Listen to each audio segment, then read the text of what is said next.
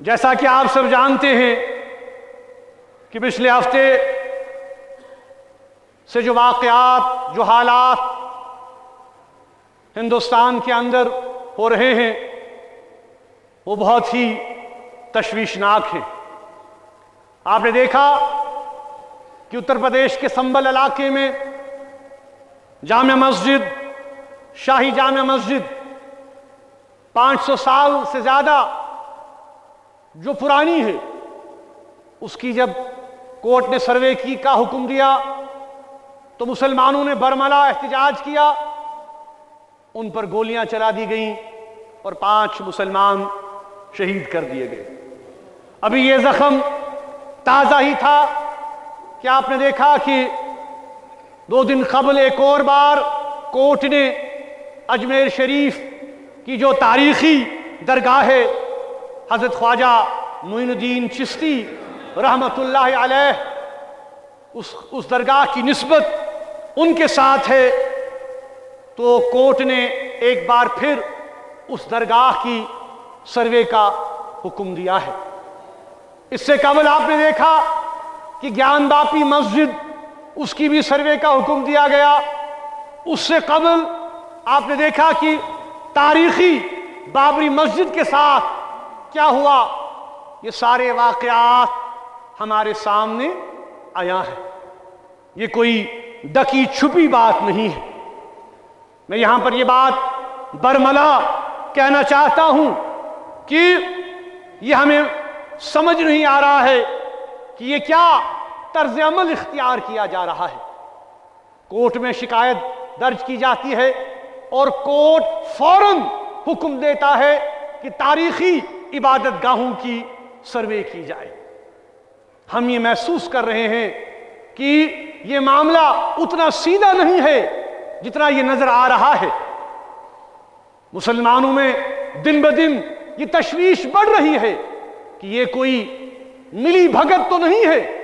کہ جس کے ذریعے سے مسلمانوں کے جذبات، مسلمانوں کے احساسات، مسلمانوں کے دینی مراکز جن کے ساتھ ان کی وابستگیاں ہیں، سالوں سے نہیں بلکہ سینکڑوں سالوں سے، ہزاروں سالوں سے، ان مراکز کو کمزور کرنے کی سازش کی جا رہی ہے۔ آپ جانتے ہیں کہ اجمیر کی جو درگاہ ہے خواجہ معین الدین چشتی رحمت اللہ علیہ، اس کے ساتھ صرف ہندوستان کے مسلمانوں کی وابستگی نہیں ہے بلکہ پورے بر صغیر کے کروڑوں مسلمانوں کی وابستگی اس درگاہ کے ساتھ ہے۔ یہ درگاہ پچھلے 800 سال سے وہاں پر قائم ہے، اور ہم یہ سمجھنے سے قاصر ہیں کہ ایک کورٹ کیسے کسی کے کہنے پر اس کی پھر سے سروے کا حکم دے سکتا ہے۔ یہ افسوسناک طرز عمل ہے۔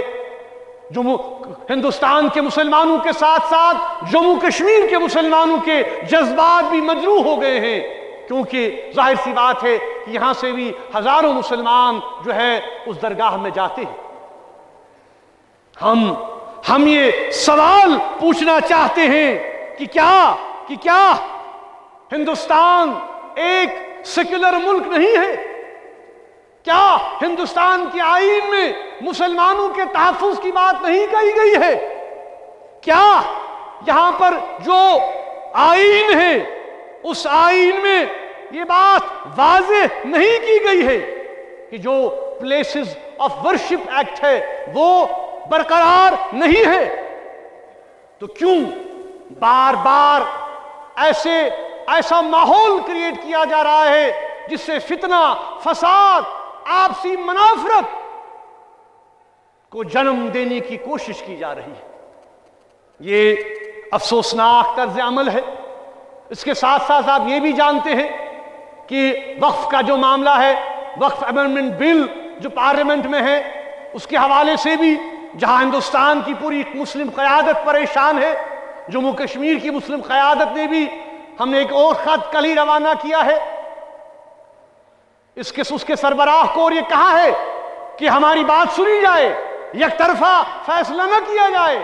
کیونکہ اس سے پورے مسلمانوں کے جذبات مجروح ہو رہے ہیں۔ یہ معاملہ سیاسی معاملہ نہیں ہے، یہ معاملہ مسلمانوں کے عقیدے کا معاملہ ہے، یہ شریعت کا معاملہ ہے، یہ دین کا معاملہ ہے، اور اس میں مداخلت جو ہے وہ برداشت نہیں کی جا سکتی۔ اس لیے ہم حکومت سے یہ کہنا چاہتے ہیں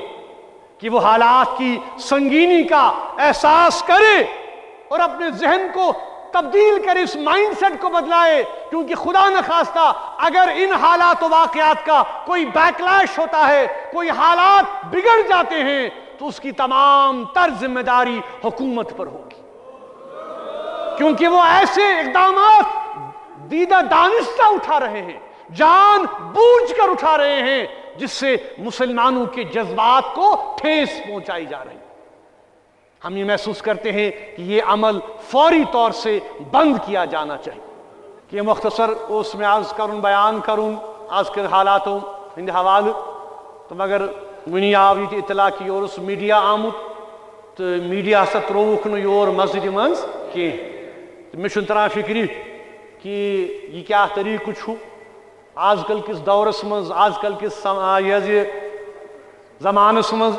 یہ ممکن کہ اگر کت ون تو ام پتہ کیا کت سو دباؤن ام پتہ کیا سہ کت نظر انداز کرن اس پولیس کس ات طرز عملس مذمت کران ملامت کران بیٚیہِ چھِ تمن یہ ونان کہ طرز عمل بدلٲیِو کت چھ کرٕنۍ کت گژھِ لُکن تام واتٕنۍ سٲنۍ کت چھ برملا چاہے کٲنٛسہِ پسند یی یا نہ یی۔